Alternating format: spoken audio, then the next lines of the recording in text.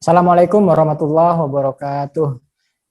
Mahasiswa sekalian, senang rasanya kita dapat kembali bertemu dalam mata kuliah kita, yaitu mata kuliah Inovasi Praktikum IPA.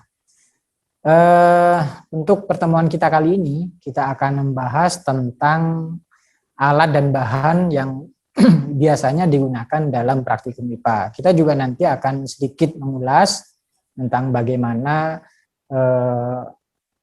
upaya-upaya untuk melakukan inovasi terkait dengan alat dan bahan dalam praktikum IPA. Semoga apa yang kita pelajari kali ini akan membuat kalian lebih semangat nanti sebagai guru IPA di masa depan untuk menghadirkan praktikum-praktikum yang berkualitas dan inovatif. Kita awali dari definisi ya. Jadi ada istilah alat dan ada istilah bahan. Mungkin kalian sudah memahami ini dengan baik, tapi kita perlu tegaskan lagi di sini bahwa alat adalah benda-benda yang digunakan dalam praktikum dan dia bersifat dapat digunakan secara berulang-ulang, artinya tidak habis ya, tidak habis pakai. Misalnya alat-alat ukur, alat-alat yang terbuat dari gelas misalnya, beker gelas, kemudian cawan Petri, mikroskop, semuanya adalah alat-alat praktikum. Kemudian ada istilah bahan. Sebaliknya, bahan adalah benda-benda yang digunakan di dalam praktikum yang biasanya habis pakai, jadi tidak dapat digunakan secara berulang. Nah, jadi itu perbedaan antara alat dan bahan dalam praktikum. Kemudian setelah kita tahu definisi alat dan bahan, biasanya memang alat dan bahan ini agak berbeda kalau kita melakukan praktikum di laboratorium dengan melakukan praktikum di lapangan. Jadi karena tentu saja jika di laboratorium berbagai macam alat yang digunakan itu lebih lengkap serta sesuai dengan buku petunjuk atau penggunaan daripada alat tersebut. Tetapi untuk ketika kita melakukan praktikum di lapangan, kadang-kadang memang kita harus membawa alat-alat yang ada di laboratorium tersebut ke lapangan, sehingga kadang-kadang perlu sedikit modifikasi. Misalnya ketika kita menggunakan mikroskop, nah ini dia ya. Jadi untuk identifikasi serangga misalnya, tentu kita akan sangat terbantu kalau bisa membawa mikroskop selain misalnya kaca pembesar. Untuk itu diperlukan perlakuan-perlakuan yang agak sedikit berbeda terhadap mikroskop. Karena kalau mikroskop diperlakukan tidak baik, misalnya membawanya tidak hati-hati, membuat mikroskop akan menjadi rusak. Nah ini ya perbedaan antara kita menggunakan alat-alat langsung di laboratorium dengan menggunakan alat-alat praktikum ketika kita berada di lapangan. Jadi perlakuannya agak sedikit berbeda karena biasanya alat-alat itu dirancang betul-betul untuk di laboratorium. Tetapi juga ada beberapa alat praktikum, misalnya jaring ya, dia memang tidak dirancang untuk digunakan di dalam lab, tapi digunakan untuk di lapangan. Misalnya untuk menangkap serangga atau menangkap aneka jenis ikan, kita menggunakan jaring. Nah, itu alat di lapangan ya, bukan alat di dalam laboratorium. Jadi ini yang perlu dipahami ketika menggunakan alat atau bahan berdasarkan jenis praktikum, terutama apakah itu praktikum di lab ataupun praktikum di lapangan. Ketika berada di lapangan, kita juga kadang harus melakukan improvisasi ya terkait dengan bahan apabila ternyata di lapangan sudah tersedia beberapa bahan secara alami dan itu kita bisa gunakan dengan baik. Misalnya kita ingin melakukan observasi terhadap pertumbuhan tanaman gitu ya, di bawah di intensitas cahaya yang berbeda ya. Tentu saja kalau di praktikum kita bisa melakukan treatment ya. Kita bisa melakukan treatment terhadap tanaman yang kelebihan cahaya, yang cukup cahaya, yang banyak mendapatkan cahaya, kemudian terhadap juga, tanaman yang kurang cahaya.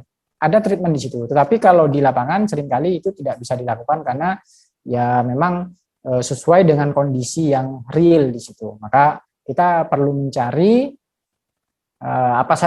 bagaimana kondisi dari tanaman-tanaman misalnya yang berada di bawah pohon yang besar. Nah, itu dia kan pasti kekurangan cahaya di situ. Kita bisa mengamati tanaman yang sama yang tumbuh di kawasan yang tidak tertutup oleh pohon besar di atasnya. Nah, itu menjadi contoh bahwa kadang ketika melakukan praktikum antara di laboratorium dengan di lapangan itu perlakuan-perlakuan yang dilakukan seringkali harus berbeda. Kita akan bahas beberapa peralatan di lab. Jadi berdasarkan buku-buku panduan mengenai pengaturan laboratorium, peralatan di lab dapat dibagi menjadi 7 kelompok ya. Yang pertama adalah alat ukur. Jadi kita bisa tahu beberapa alat ukur misalnya termometer, mistar, neraca, fluxmeter, kemudian ampermeter ya. Jadi itu berbagai jenis alat ukur. Kemudian ada kelompok selanjutnya yaitu kelompok alat yang terbuat dari gelas, misalnya Erlenmeyer, Becker glass, gelas reaksi, ya, cawan Petri misalnya. Nah itu kelompok yang kedua, alat yang terbuat dari gelas. Ya. Biasanya alat-alat yang terbuat dari gelas ini digunakan dalam praktikum kimia, tetapi kita juga sering menggunakan alat-alat tersebut di praktikum biologi. Kelompok yang ketiga adalah model ya. Jadi terutama ini digunakan di laboratorium sekolah misalnya. Jadi ada model rangka manusia misalnya, ada model otot, ada model tata surya, ada model syaraf, ada model kerangka hewan misalnya. Jadi ada banyak sekali model di situ yang fungsinya adalah menjadi miniatur dari sebuah sistem tertentu ya, baik itu sistem makhluk hidup ataupun sistem di alam raya secara keseluruhan. Yang keempat adalah bagan. Nah, bagan ini juga mirip dengan model sebenarnya, tapi dia berbentuk gambar. Jadi dalam bagan biasanya tertera berbagai macam bagian dari suatu sistem atau suatu benda tertentu ya. Ada tertera jelas bagian-bagiannya apa saja. Jika dia sebuah proses kerja, misalnya respirasi misalnya, nah dia akan memberi petunjuk melalui penjelasan-penjelasan atau keterangan-keterangan tentang bagaimana respirasi itu berlangsung, dan itu ditampilkan secara ringkas dalam satu gambar. Itulah bagan. Ada banyak sekali bagan yang bisa kita temui di lab dan itu bisa didapatkan di banyak tempat. Yang kelima, kelompok kelima adalah kit. Nah, kit ini sebenarnya adalah suatu rangkaian alat-alat ya yang dirancang oleh suatu perusahaan atau produsen terkait dengan pembelajaran yang sudah siap untuk digunakan. Jadi para guru atau para laboran tinggal menggunakan kit tersebut sesuai dengan judul-judul atau materi-materi yang sedang dipelajari oleh siswa. Ada misalnya kit listrik ya, ada kit optik, ada kit elektromagnet, nah misalnya begitu. Jadi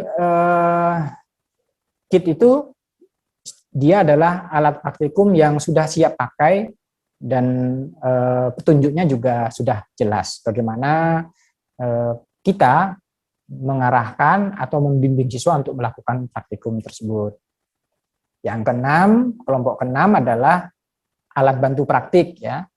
Jadi alat-alat bantu praktik itu misalnya gunting ya, atau pisau misalnya ya. Jadi dia bukan termasuk alat dari gelas, tapi sangat berguna ya ketika melakukan praktikum-praktikum tertentu. Jadi berbagai macam alat bantu yang biasanya juga banyak ditemui dalam kehidupan sehari-hari. Yang ketujuh, kelompok yang ketujuh, yang terakhir adalah perkakas pendukung keselamatan dan kebersihan laboratorium. Jadi di laboratorium misalnya ada alat-alat yang memang berfungsi untuk membantu kebersihan serta keselamatan, misalnya tabung oksigen, maaf ya, bukan tabung oksigen, tapi di situ biasanya berisi gas yang bisa untuk memadamkan api ya. Kemudian tabung oksigen tidak digunakan untuk memadamkan api, tetapi misalnya digunakan apabila ada yang mengalami gangguan pernafasan. Nah, misalnya begitu. Kemudian juga ada misalnya alat-alat kebersihan tertentu. Jadi kalau di lab misalnya ada tempat sampah, kemudian ada lubang pembuangan khusus untuk bahan-bahan yang berbahaya, kemudian juga misalnya tisu, nah, misalnya di situ ya. Jadi itu, tapi itu termasuk ke bahan bukan alat. Jadi ini ketujuh kelompok peralatan ini biasanya ada di setiap laboratorium. Untuk praktikum yang berada di lapangan, ya biasanya termasuk bagian dari peralatan di lab yang bisa digunakan ke lapangan, dibawa ke lapangan ketika guru dan siswa ingin melakukan praktikum di lapangan. Atau memang peralatan-peralatan khusus yang memang dipakai di lapangan, misalnya seperti jaring ya, kemudian juga alat untuk pemotong daun atau pemotong buah misalnya ya. Jadi alat-alat tersebut digunakan khusus ketika para praktikan dan juga guru itu melakukan praktikum di lapangan. Berikutnya adalah bahan ya. Secara pengelompokan bahan dibagi menjadi dua. Ada bahan kimia biasanya digunakan untuk berbagai jenis praktikum, mulai dari praktikum kimia, praktikum biologi, kemudian praktikum fisika misalnya ya. Tapi yang paling banyak menggunakan bahan kimia biasanya memang praktikum kimia. Misalnya Aquades, ada reaksi-reaksi atau reagen tertentu ya. Jadi ada misalnya bioret, ada Vehling ya. Kemudian ada alkohol, ada berbagai macam bahan kimia yang lain ya. Ada juga bahan-bahan alami, misalnya air atau tanaman tertentu atau hewan-hewan tertentu. Misalnya kalau kita melihat praktikum yang dilakukan terkait dengan uji coba terhadap hewan, misalnya yang digunakan adalah tikus ya, misalnya kelinci, makanya ada istilah tikus percobaan atau kelinci percobaan. Itu bahan-bahan alami di situ. Atau bagian-bagian dari tumbuhan, misalnya biji-biji tertentu atau daun ya yang khusus dibawa untuk diteliti dan lain sebagainya. Itulah jenis bahan berdasarkan apakah dia masuk ke bahan kimia atau bahan alami. Setelah kita mengetahui pengelompokan dari alat dan bahan, maka sekarang kita akan membahas mengenai bagaimana prinsip penyimpanan ya dari alat dan bahan tersebut. Ada 3 prinsip ya. Mungkin penerapannya agak sedikit berbeda satu dengan yang lain, walaupun ya sebagian besar sama. Nah, itu berdasarkan 3 prinsip ini. Yang pertama adalah prinsip keamanan ya.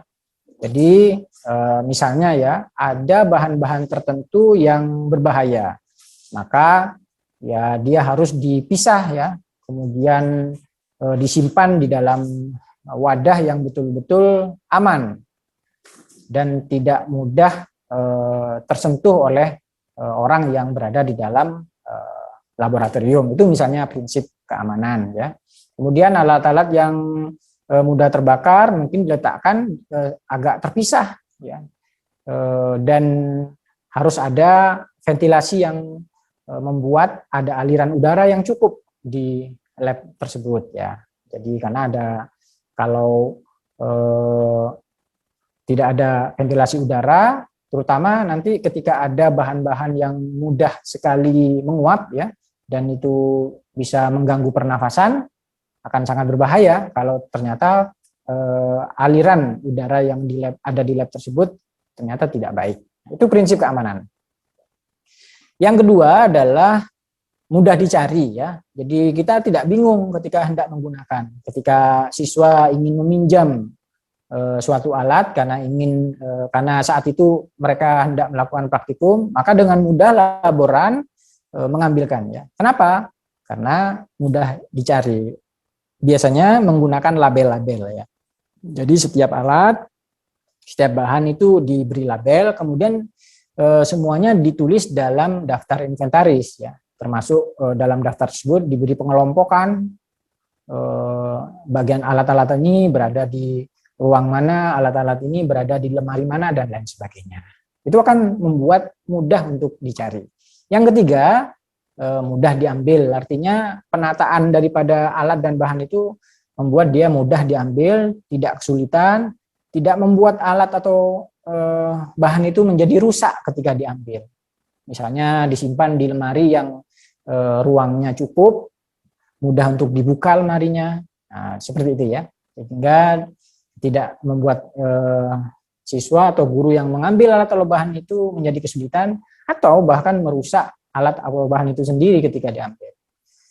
Tiga prinsip penyimpanan ini yang harus diperhatikan, tapi secara detail bagaimana keamanan, kemudian akses serta pelabelan itu dilakukan, itu membutuhkan suatu pelatihan tersendiri yang memang untuk para petugas di lab, mereka biasanya dilatih dengan skill-skill seperti itu. Berikutnya kita akan membahas tentang perlakuan pada alat. Ya.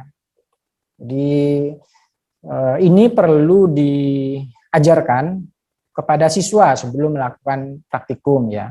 Kalau di situ ada asisten yang akan membimbing siswa juga, membantu guru atau membantu laboran, maka mereka juga perlu diajari tentang bagaimana perlakuan pada alat ya.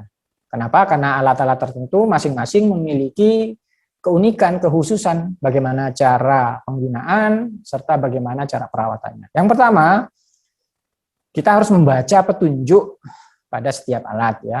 Sehingga yang pertama, membawa alat-alat tersebut kemungkinan membutuhkan perilaku tertentu. Misalnya untuk membawa mikroskop ya, bagian bawah itu harus disangga oleh tangan kita ya, sedangkan tangan satunya memegang bagian batang mikroskop. Nah, misalnya begitu ya. Jadi itu salah satu cara tentang bagaimana membawa sesuai dengan petunjuk. Jadi ada petunjuk. Setiap alat biasanya ketika membeli dilengkapi dengan petunjuk. Dimulai dari petunjuk membawa. Kemudian menggunakan ya. Jadi agar kita tidak salah melakukan penggunaan ya, tidak salah menggunakan dan berakibat fatal, bisa merusak alat tersebut. Saya ambil contoh misalnya menggunakan multitester ya. Jadi di situ ketika menggunakan multitester ada penunjuk gitu ya, apakah kita hendak ada knob gitu ya, apakah kita hendak melakukan pengukuran tahanan misalnya, ataukah kita ingin melakukan pengukuran arus ya. Sebaiknya jangan sampai terbalik karena kadang itu bisa bersifat fatal. Ketika ingin melakukan pengukuran terhadap tahanan, maka harus diputar itu ya. penunjuk ke arah tahanan tersebut, mengaturnya agar ketika mengukur tahanan dia bisa betul-betul sensitif ya, betul-betul bisa menunjukkan angka yang seharusnya. Kalau salah bisa jadi fatal, misalnya untuk mengukur arus rangkaian kan harus menyala ya. Tapi jika penunjuknya ternyata diarahkan pada mengukur tahanan, multitesternya nanti bisa rusak ya. Kenapa? Karena dia harusnya digunakan pada saat rangkaian itu sedang mati. Nah, itu contohnya bagaimana menggunakan alat sesuai petunjuk untuk menghasilkan data yang tepat, yang pertama. Yang kedua, agar alatnya tetap baik dan terpelihara ya. Yang ketiga, menjaga kebersihan alat. Nah, ini tentu bisa dipahami ya, bahwa setiap alat ya apabila tidak dibersihkan selalu, suatu ketika dia akan bisa mengalami kerusakan, mulai dari karat ya, kemudian hasil-hasil ukurnya tidak akurat ya. Jika itu alat-alat, misalnya alat-alat yang terbuat dari gelas, bisa memunculkan kontaminasi ya, bisa memunculkan reaksi yang tidak seharusnya kepada bahan-bahan praktikum nantinya. Itulah fungsi dari menjaga kebersihan alat. Yang keempat, jadi bagaimana menyimpan alat yang baik. Jadi untuk penyimpanan ini memang kadang ada alat-alat yang butuh perlakuan khusus. Misalnya untuk mikroskop, kita harus menyimpannya di ruang yang hangat kalau bisa ya. Kemudian kering dan bersih. Kenapa? Agar tidak banyak jamur di situ yang nantinya bisa merusak lensa di mikroskop itu. Itu beberapa aspek penting yang harus diperhatikan ketika seorang laboran, seorang guru atau seorang siswa itu melakukan praktikum, dan apa yang harus dilakukan terhadap alat-alat dalam praktikum tersebut. Nah, itu berkaitan dengan bagaimana definisi alat dan bahan, kemudian juga jenis-jenis dari alat dan bahan dalam praktikum, serta juga prinsip-prinsip yang harus diperhatikan agar alat dan bahan dalam praktikum itu bisa dipergunakan sebagaimana mestinya, menghasilkan data yang baik, serta terpelihara dengan baik. Nah, kita sekarang akan membahas tentang ada kemungkinan-kemungkinan bagi seorang guru untuk melakukan inovasi ya terhadap alat dan bahan. Kenapa? Karena ya seringkali kita berada pada kondisi bahwa sekolah itu tidak dilengkapi oleh alat dan bahan yang cukup memadai. Banyak sekali sekolah yang seperti itu. Nah, ini membutuhkan suatu kreativitas daripada guru untuk berinovasi, sehingga dari alat-alat yang sederhana dia bisa tetap melakukan praktikum yang membuat siswa tertarik, membuat siswa bisa memahami konsep IPA dalam berbagai macam fenomena di sekitarnya, fenomena alam di sekitarnya, dan yang ketiga bisa mengajarkan mereka keterampilan proses dalam sains. Nah, itu ya, jadi tetap praktikum itu menjadi ujung tombak dari mengajarkan IPA ya, agar lebih sempurna, tidak hanya sekedar menghafal dan membaca berbagai macam informasi. Ada dua pendekatan yang saya sampaikan di sini ya, terkait dengan inovasi alat dan bahan. Yang pertama, alat dan bahan kontekstual yang bisa dilakukan oleh guru. Artinya, guru bisa memanfaatkan berbagai macam alat dan bahan yang ada di sekitar. Misalnya, menggunakan botol bekas gitu ya, kemudian menggunakan makhluk hidup, tanaman-tanaman yang ada di sekitar, menggunakan biji-bijian yang ada di sekitar. Nah, itu alat dan bahan kontekstual. Kadang juga alat dan bahan kontekstual ini berkaitan dengan profesi yang dilakukan oleh siswa, oleh para orang tua siswa. Nah, apa saja alat yang dipakai oleh mereka itu bisa dijadikan ide untuk melakukan praktikum yang bersifat kontekstual. Yang kedua adalah inovasinya adalah memanfaatkan kearifan tradisional, artinya apa yang sudah dilakukan oleh masyarakat sejak lama di lingkungan tersebut itu bisa dipelajari dan dikaitkan dengan materi dalam IPA, sehingga nantinya aktivitas tradisional tersebut bisa dijadikan sebagai contoh untuk menjelaskan konsep-konsep IPA-nya. Nah, karena itu aktivitas yang hands-on, artinya ada skill tertentu, maka bisa dijadikan sebagai sebuah praktikum. Ada beberapa contoh ya, misalnya ini ya. Ini praktikum penurunan titik beku pada larutan. Nah, ini berkaitan dengan misalnya kearifan lokal masyarakat ya. Ada banyak sekali penjual es krim di berbagai macam tempat di Indonesia ya. Dan biasanya mereka membuat es krimnya itu tidak menggunakan alat yang mahal ya, tidak menggunakan alat elektronik yang mahal, cukup menggunakan es batu, kemudian garam ya. Jadi adonan es krim yang belum beku itu kemudian ditaruh di sebuah kotak yang berisi es batu yang dicampur dengan garam ya. Nah, ini bisa dijadikan sebagai jalan masuk bagi penjelasan konsep IPA ya, dimanfaatkan oleh guru. Jadi kearifan lokal tersebut, aktivitas sehari-hari yang dilakukan oleh masyarakat itu digunakan oleh guru untuk menjelaskan bahwa ketika air dilarutkan oleh zat-zat tertentu, maka ternyata dia akan mengalami penurunan titik beku. Turun nantinya di bawah 0 sehingga menjadi lebih dingin ketika ada garam. Nah, itu ya. Makanya ketika es batu diberi garam menjadi lebih dingin.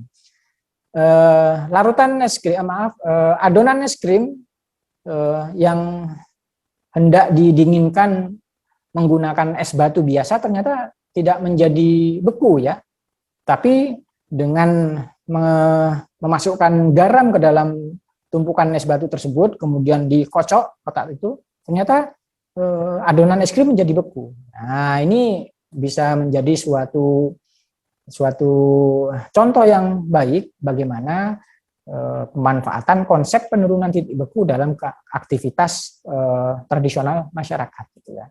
Ya, bisa dirancang agak lebih ilmiah lagi dengan memberi contoh bagaimana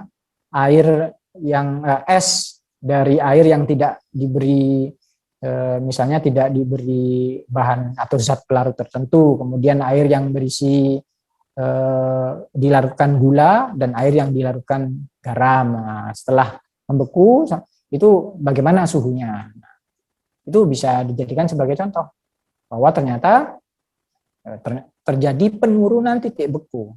Ya, harus dilengkapi dengan guru harus memiliki termometer mungkin yang skala pengukurannya lebih rendah daripada 0 di situ. Berikut contoh yang lain lagi adalah praktikum arus dalam rangkaian seri ya. Di situ guru tidak perlu menggunakan kit listrik di situ ya. Jadi kadang karena guru bisa merangkai dengan alat-alat sederhana yang ada di rumah, hanya menggunakan baterai, kemudian 2 lampu LED atau lampu biasa ya, yang lampu kecil yang digunakan sebagai untuk lampu senter itu bisa digunakan juga, dan penghubung yang memiliki jepit buaya di situ. Dirangkai secara seri, dirangkai tunggal, dan ditunjukkan kepada siswa apa perbedaan antara rangkaian seri dengan lampu yang berada tunggal di dalam sebuah rangkaian. Nah, itu ya, itu memberi contoh bahwa menggunakan alat-alat sederhana bisa cukup baik untuk mengajarkan konsep sains ya kepada siswa secara lebih nyata. Berikutnya saya akan memberi demonstrasi cukup menarik ya terkait dengan bagaimana guru memanfaatkan beberapa alat-alat yang ada di sekitar, bahkan dalam hal ini juga kadang mainan yang dipakai oleh anak-anak untuk menjelaskan konsep-konsep dalam IPA secara lebih nyata dan menarik. Dalam contoh ini kita akan melihat bagaimana guru menjelaskan teknologi yang dimiliki oleh para ahli dalam membuat kapal ya, terutama kapal besi ya. Jadi kapal besi itu kan besinya harusnya tenggelam di air ya, tapi ternyata ketika dibuat menjadi kapal dia tidak tenggelam. Kenapa? Karena memanfaatkan hukum Archimedes di situ. Mari kita simak video ini, video demonstrasi ini, dan semoga kalian menjadi lebih tertarik untuk melakukan inovasi terhadap berbagai jenis praktikum yang ada di dalam IPA. Ya, mahasiswa sekalian, kali ini saya akan menunjukkan suatu demonstrasi mengenai bagaimana hukum Archimedes dimanfaatkan oleh para ahli untuk membuat kapal besi yang harusnya tenggelam di air ternyata bisa dijadikan sebagai bahan untuk membuat kapal. Nah, ini menggunakan prinsip hukum Archimedes. Mari kita lihat bagaimana kita menunjukkan demonstrasi dari hukum Archimedes itu kepada anak-anak. Kita siapkan air dalam sebuah wadah, kemudian kelereng ya, yang apabila kita masukkan ke air dia akan tenggelam. Kemudian juga plastisin yang juga jika dimasukkan ke dalam air dia juga akan tenggelam. Nah, kemudian kita atur agar bagaimana bentuk dari plastisin tersebut mirip seperti sebuah kapal yang bisa menampung udara di atasnya.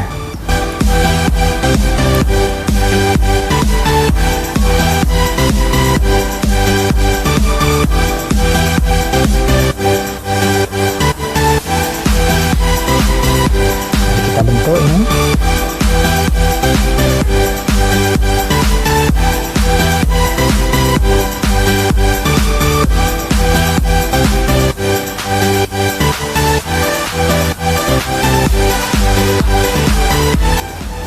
Kita bentuk agar dia bisa menampung udara di dalamnya, dan tampungan udara tersebut membuat dia tidak tenggelam.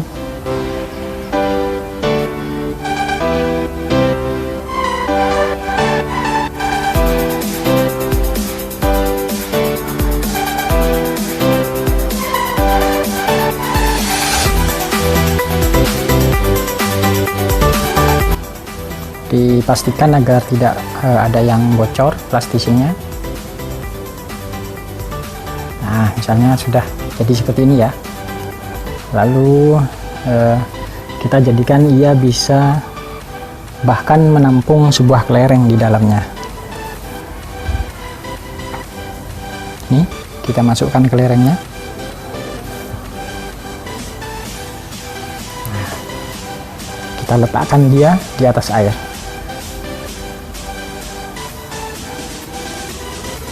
Nah, ini akan menunjukkan bagaimana ternyata dia tidak tenggelam di atas air. Mirip seperti sebuah kapal yang terbuat dari bahan logam misalnya, yang bisa tenggelam ke air, tapi dengan bentuk tertentu agar ada ruang udara di dalamnya, membuat secara akumulatif kepadatan daripada benda tersebut lebih ringan daripada air, sehingga daya tekan ke atas dari air membuat dia tidak tenggelam. Itu salah satu bentuk bagaimana demonstrasi yang sederhana bisa disajikan kepada siswa untuk menjelaskan proses fisika. Terima kasih. Assalamualaikum warahmatullahi wabarakatuh.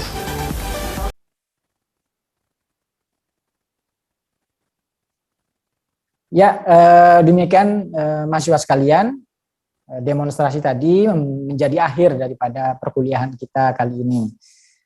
Saya pikir ada banyak sekali inovasi dalam praktikum yang bisa dilakukan dalam pembelajaran IPA di sekolah. Kalian bisa mengeksplorasi dalam berbagai literatur, atau bisa mencari di YouTube misalnya. Ada banyak sekali ahli, guru, atau mahasiswa yang men-share bagaimana mereka melakukan inovasi di bidang praktikum ini. Selain itu, kalian juga bisa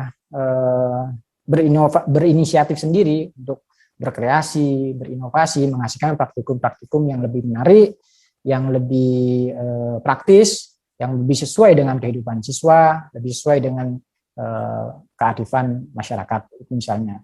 Terima kasih atas perhatiannya. Semoga apa yang saya jelaskan bisa memberi pemahaman yang lebih baik, bisa mengantar kita untuk termotivasi untuk lebih belajar dan mendalami materi ini lebih dalam lagi, dan akhirnya menyiapkan diri untuk menjadi guru yang baik, guru IPA yang lebih baik di masa yang akan datang. Setelah ini saya buka ruang tanya jawab, silakan jika ada yang mau bertanya, semoga saya bisa memberikan jawaban yang memuaskan. Mohon maaf atas segala kekurangan. Assalamualaikum warahmatullahi wabarakatuh.